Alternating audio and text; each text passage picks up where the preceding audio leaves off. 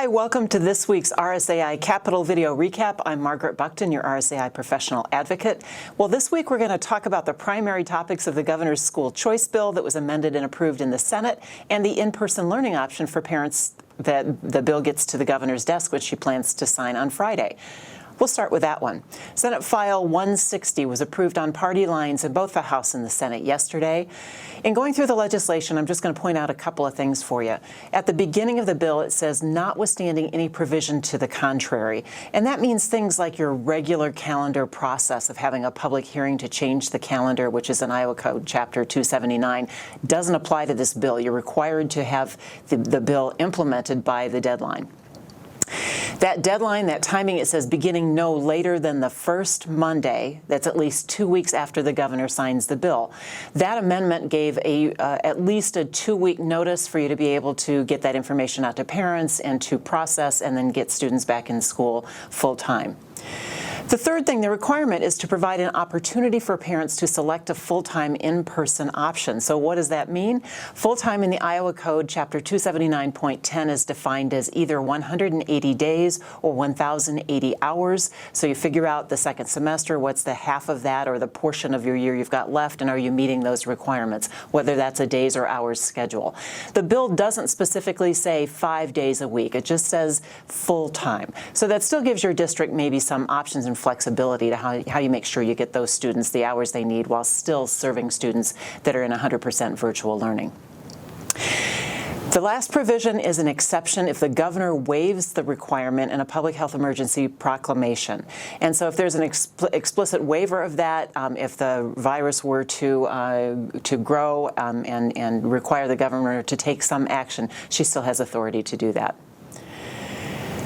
Lastly, you don't have to do anything if you already provide the option. You're only required to notify parents or guardians if you don't yet have a full-time in-person option.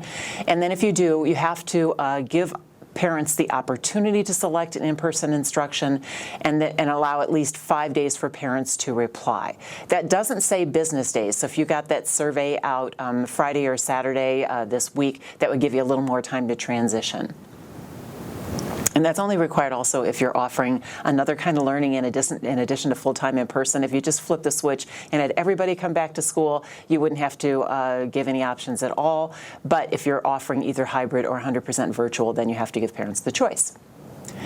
There's one more notwithstanding that says if you only meet the days and hours requirements if you're in compliance with this law, which supersedes last year's Senate File 2310 definition of using 50% instruction as primarily in person. So that's why you can't say you're in compliance with a hybrid option.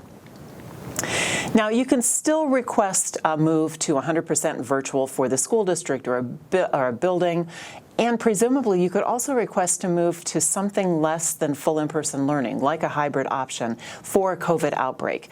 The DE is directed to consider additional factors in determining whether or not the school should close, such as the number of teachers in quarantine and substitute food service and bus driver scarcity. Well, the governor put out her notice that she's signing the bill at the Capitol on Friday at 11 o'clock, so we expect that this is an enacted bill. And just for your information in legislative lingo, if you see another bill like this one, Senate File 159, that is a pink copy, that means it's been passed by one chamber. The last bill, the enacted copy, means it's been agreed to by both. So Senate File 159 is the governor's school choice bill. It got through the Senate yesterday with a pretty significant amendment. However, the things that we are still opposed to in this bill primarily continue. One is the vouchers or scholarships for resident incoming kindergarten students or students who have attended a school designated in need of comprehensive improvement and support, so that's on the federal ESSA list, to apply by January 31st for an education savings account to attend a private school. It's only the ESSA list, not the Iowa School Performance Profiles list. So there's some confusion whether you're on the school report card for Iowa or on the ESSA list. Those on the ESSA list include 34 school districts, of which 17 are urban and 17 are rural. Nearly all have high poverty, high English language learners, high disabilities, or some combination of the three relative to the rest of schools in the state. It explicitly states that private schools do not have to change their admission standards or any other standards in accepting vouchers students. And if for any reason a student withdraws from the private school later, say they're an incoming kindergartner and they're determined to have a special ed disability and an individual education program by March of that next year, if they withdraw, then the parent is required to pay the voucher back to the state. The diversity plans eliminates control of 5 districts with voluntary diversity plans over open enrollment. It mentioned that several of those districts had failing schools on the list. It does not require the suburbs to take the students or any of the neighboring districts if you're one of those districts and you're rural. It does expand the district of residence obligation to provide transportation assistance to students from families under 200% of the federal poverty level. That is deducted from the open enrollment tuition that's paid to a neighboring school. And that particular provision will be a statewide provision, not specific to just these districts with the diversity plans. We really need to change the conversation. The rhetoric in the Senate about how schools are failing students was absolutely awful. We need to change that mindset. How are we successful at educating students of poverty and students with ELL needs? If they've only been in your school for a year or two, how do we know that they're going to be successful by the time they get to middle school or high school? What do we need from the state? Things like English language learner weighting, a poverty factor in the formula, appropriating the $10 million for the High Needs Schools grant that was part of Governor Branstad's reform package in 2013 that has never been funded. Those kinds of supports, what is it going to take? The third provision that we have major objections to is in Senate File 159 is charter schools. It adds a second model, a charter by an independent entity as approved by the Board of Education. It has very detailed provisions, but our big picture concepts is that they are public charter schools. The resident district counts the student and then sends the money to the charter. If the charter is either new or revoked, your district can ask the School Budget Review Committee for spending authority, which means property taxes.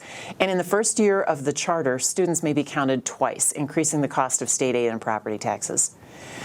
For rural schools, a charter in your area could draw students and funding away from your public school, and also teachers, as they will need teachers to provide whatever kinds of program the charter school is going to have. And both teachers and students are in short supply in rural areas, so we are against that provision. We haven't talked much about this one. There's a division in the bill that requires a new data system, that the DE is required to establish an electronic data and information system, and we think this means a student information system. Does this effectively replace your district's choice for Infinite Campus or some other system? The district is required to pay a fee of $7 per student in the first year, and then whatever fee not to exceed the actual costs in the future. The bill requires compatibility with post-secondary student information systems, but not necessarily required for our preschool 12 districts. So we have real concerns about this mandate. Well, good news this week. The House leadership has already said that they will take more time with the governor's school choice bill. That gives you time to be an advocate for the provisions. Also, we expect coming up next week to see bills on school funding. The deadline for the 30 days of having the SSA decision made is February 12th. Start watching for bills to be introduced regarding school funding and keep tabs on calls to action when they appear. If you see your weekly report this week, you'll see additional details on school funding as well as all the bills moving through the process. So your advocacy action task list, look through the report. It includes details of all those bills and several others of lesser importance, just to stay in contact with that. Contact House members about school choice. Keep talking about SSA and preschool funding. If they spend the usual amount of about $100 million, they can set SSA at 4%. And then you still need $14 million for a preschool hold harmless, since we lost over 4,000 preschool students due to the COVID pandemic. Lastly, RSAI resources to help. Watch your email and website. Don't forget to keep us informed of contacts and the relationships you and your team members are having with legislators. And special shout out there to our RSAI corporate sponsors for their support of RSAI programs and services. And most of all, thank you for your advocacy efforts on behalf of the students in your school. We'll see you next week.